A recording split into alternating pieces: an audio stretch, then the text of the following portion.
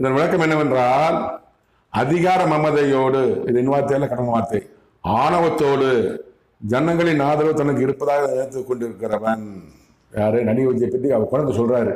அதிகார மமதா போறாங்க பூரா மக்கள் கூட்டம் சொன்னாங்க. நடிகர் அரசியலுக்கு வர்றதுக்கு முன்னாடியே அந்த புதுசுல ஒரு நடிகராக இருக்கும்போது ஷூட்டிங் போயிருப்பாரு எங்கேயோ கடலூர் பக்கத்துல. அப்போ இந்த கேரவன்லேருந்து வெளியே வரும்போது ஒரு செக்யூரிட்டி பாடி கார்டு இருப்பாங்க.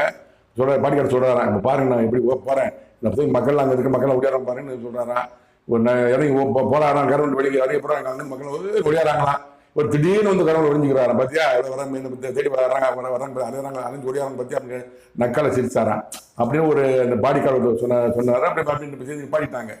அப்போ ஒரு மாமா ஏற்றோடு இருக்காரு. ஒரு கேட்டு என்னன்னு தெரியாது. நான் கடவுளின் வார்த்தை, அதிகார மமதையோடு ஆணவத்தோடு ஜனங்களின் ஆதரவு தனக்கு இருப்பதை நினைத்துக் கொண்டிருக்கிறவன்.